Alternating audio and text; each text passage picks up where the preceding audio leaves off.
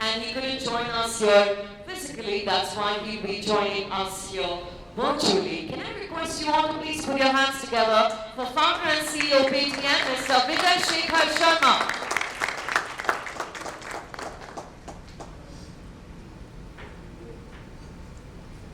Hi guys, can you guys hear me and am I good to go? Yes, we can hear you clearly. Good to go. All right. Thank you so much, guys. And, I think this is I should have been in person first of all. My apologies to Srikanth because I wanted to be there in person and there was a travel conflict. So I first thought that I would do some recording and I felt very awkward about it. And finally, when I was able to stay in India, I was there in Delhi obligated today.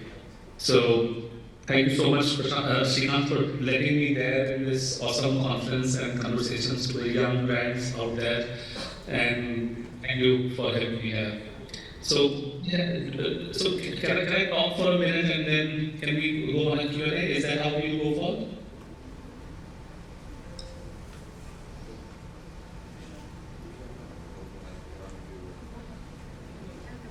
Vijay, hi, can you hear me?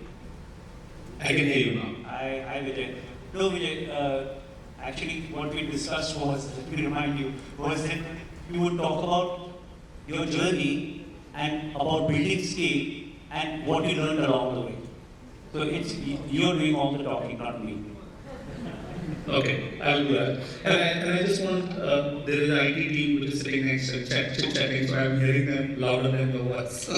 But it's okay. So, okay, guys, young startups, as we all know, have an obligation exists because they are changing something, the way the business is done or the work is done, than a traditional way, meaning they are sort of changing the way we do our work. And it could be online to offline to online, it doesn't matter. There are a lot of offline companies that are startups, and there are a lot of online companies that are startups, and they inherently are made because there is a belief that there is something to change in the way the consumer does or use the systems. For example, like Paytm started with a mission to make payments in a way that everybody is able to do it using smartphone. And well, the problem of this very fact is that there are two things that you are challenged by. Number one, the intrinsic, inherent laziness, or I would say, you can say the uncomfort of a person to change,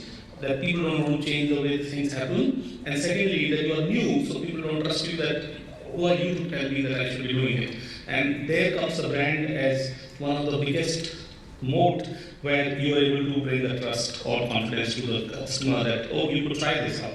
In fact, online shopping has not yet become a flair of India at a scale because people don't trust that online shopping will work.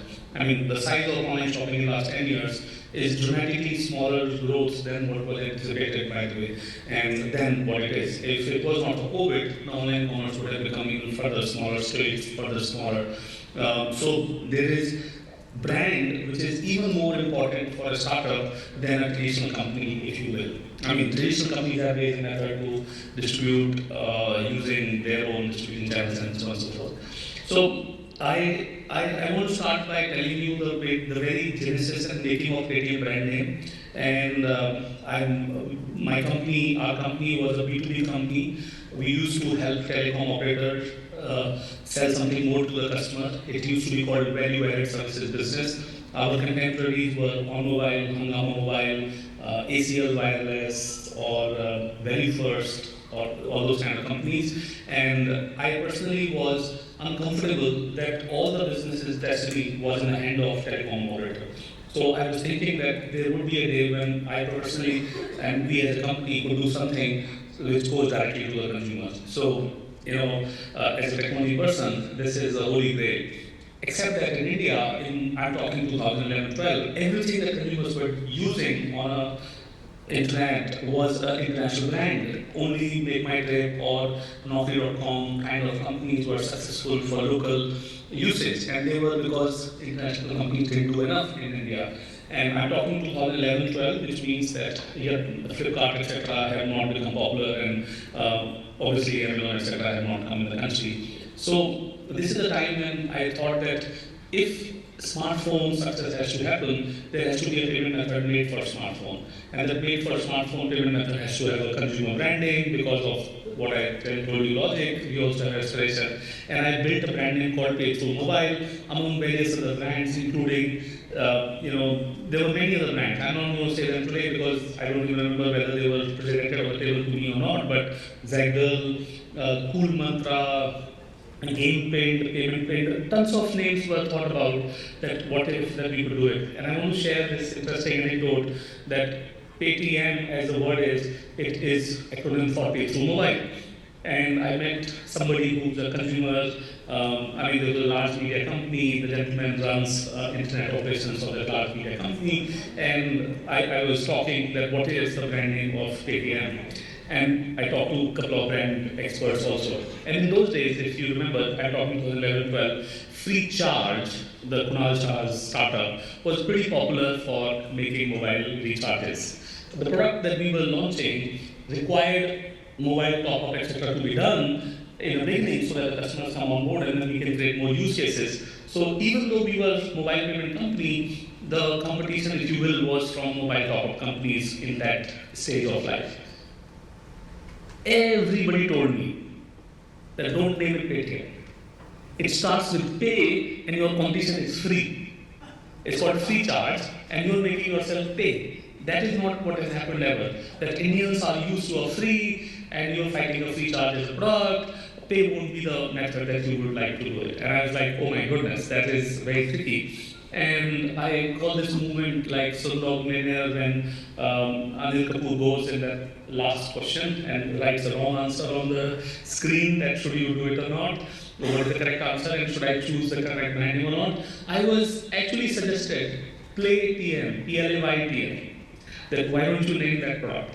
And internally I was uncomfortable because Playtm didn't sound in a nice way as rhythmically as I would have sounded Paytm. And we picked up Paytm against the wishes of every brand advertiser or somebody whom I asked, and they were clearly telling me India is not the place where people prefer pay in their branding. Well, as they say, in 2016 when demonetization happened, people actually said, oh, what a great name. It sounds like ATM, which we didn't think about it on the day one when we made this as a brand name of choice. So it's a very interesting thing to say, when you choose a brand name, what is the correct brand name? And I personally believe that as a startup, a set of words which bring your story, the way that you think, your purpose, your customer value prop, anything, could be a brand name because it is repeated so many number of times. And I don't mind telling you that people think that there is a North India brand versus South India brand. For example, you know that there is a company which is in the same payment space which uses Hindi alphabets, pay, it's a phone pay or Bharat Pay or Post Pay, which is in actually a Hindi, written in Hindi. And it is a national brand name. So brand name myths are too many for a startup to go through. But unlike many of privileged companies of later stage, you don't get privilege of somebody to have a bouncing board or a discussion. So I'm going to tell most of people, and I say that brand name is nothing but a set of words, which make a set of alphabets, which make sense for you to go with it.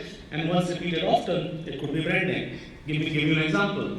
That IBM doesn't mean anything for someone, but it is just because it is used in so many times and in so many contexts that it brings a particular picture in our mind. And this is exactly the reason I'm also going to give you another brand name story. A few days back we were thinking about our loyalty program. Everybody has Prime as a word for loyalty in India, and we were like, we don't want to call it Prime. And my story was that iPhone, and we had multi-stage of product, and I did not want to make gold, silver, or platinum, etc. So my story was that Apple has created iPhone categories from Pro Max, etc., etc. So how about using those? So actually, we created our loyalty program literally verbatimly, great artist steal concept here, that it's called Paytm Pro or Paytm Pro Max. And it is purely because that you are a Pro user or a Pro Max user, that you are now a Pro Max user. And my intention is to tell you that brand names should be made what people are able to easily pronounce. And on a phone, if you are quoting the word, people should not be able to mistype it. That's it. I don't think any other benchmark I personally carry for writing a brand name. Um, in fact, my question to is, I think Srikanth is listening this. So, Srikanth, do you think how many minutes I should do this monologue and Q&A? Because I don't see anybody seeing me here, but I'm assuming that this is continuing. We can hear you loud and clear. My colleague is in touch with your colleague Raman, and he'll tell you how much time there is, I think. All right. Okay. That's Raman, yeah. So now the big picture in this scenario is that once you sorted out a brand name for a startup, it is now brand name carries on top of a train of customer acceptance or media buying that you're talking about, which sort of give the customer an opportunity to experience your brand name. I, in my belief, have always seen that the brand equal to nothing but how customer experiences it. If it is a wow brand, it's a wow brand. It does not matter whether it is domestic, regional, national, international, whichever level of brand that you're talking about.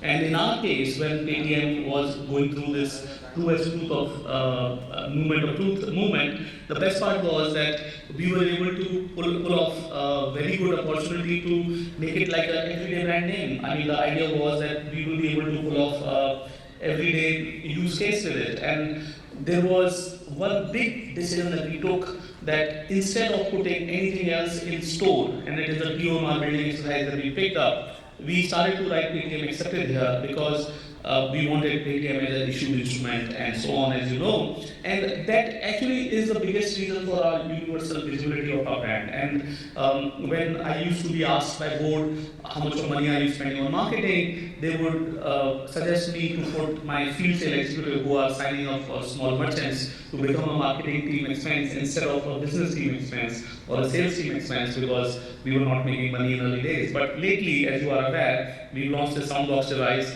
which is incidentally something that we've been able to create as an extension of our product. And this is another interesting story I want to share with you, right? Where we launched a soundbox, it is, most of you are, if not experienced and know about it, is that it is a QR code sticked on a speaker kind of device which has an internet connection and various technology software inside it. So when you make a payment, it independently receives a notification that the payment has been made and it speaks for it. Now, this is, let's say, if one kind of product, the other side is a card machine where you make a card-based payment. So internally, we were thinking that there is this QR machine, there is this card machine, and classic product extension, the QR was headed towards card, or card machine was headed towards QR, and it became the device in between. And we were talking about naming it something like tap and pay, because this is where you can tap the card and pay. And classic brand extension, internally we went through a lot of branding discussion exercise, and my pitch was that because Soundbox is very familiar, we should use Soundbox with card, meaning it should be called Cardwala Soundbox. And that is why we actually call it Paytm Card Soundbox.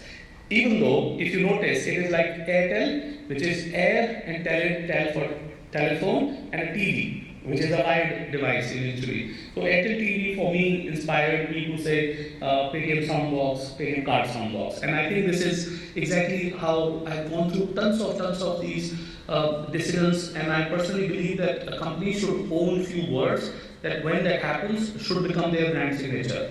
And most of us have repeatedly heard Paytm Karo, and at a time of extension of marketing, we use that heavily and we always signature sound, keep it the same. So that has created nuance of Paytm Karo as associated with the payments here. And the challenging part is when you bring a new marketing team or a new team member in marketing, they always want to create another tagline. And in South India, because Paytm Karo was treated as if that is Hindi tagline, we tried with some other taglines, but nothing works like Paytm Karo. And I believe that India is getting more and more homogeneous when it comes to the national brand and sort of a tagline, while there is obviously a regional nuance to it. So we did try Paytm Karo equivalent words for Southern India in different states, different language, but finally it stayed Paytm Karo. Overall, I've learned only one part, that brand requires tremendous amount of investment. If you forget to invest in the brand, and invest stands for continuous buying marketing, a lot of time we were thinking whether we will buy something like TV advertisements or we will buy repeatedly print advertisement. It's very clear print is lost complete relevance. In fact, the attention of print on a customer basis is so less that print uncomfortably, many of us would have picked up a print newspaper today morning, and amount of engagement time that we would have spent on it is so little that brand does not even get a space in that time. So we've gone by overspending on print to significantly underspend on print. Instead, the TV, which is digital video, is challenging that has become the way to reach out to the brand. So I think in all this, what I'm learning is the sports is something which continues. So cricket advertising and digital sponsorship continues to remain the key area. Paytm sponsored Indian cricket team so that we are visible to the customer as many number of times as possible without requiring TV media buy. That worked good for us because people associated trust with cricket team and they were able to continue with that. So I think that's my personal pitch on the media buying. It is costly media, no doubt about it, and media fragmentation, which is a problem of US, has totally happened today in India. Even if we want to say that we want to reach out to a particular term, there is no way we can say that if we buy all of this, we will be able to reach out. Even IPL is not solving for it. In fact, IPL is the most visible property, as most of us know in this room. The challenge here is that we are not able to even leverage IPL because it is so expensive and the time number of seconds are so less that you are not able to play a full story. And I don't foresee a different world than what has happened in developed market like United States, where just like NFL or just like national leagues, that they have created and more number of leagues, India will also go broadcast or streaming, whichever, maybe on app, maybe on TV, does not matter, but the content will be sports-led. News as a genre lost its meaning on television and print because everybody is getting it on smartphones, app notifications or Twitter or any other place that people are consuming. News is coming from this. In fact, internet online is so news that is created on TV is actually bite-sized and thrown on social media, and that gets more visibility than actually live stream.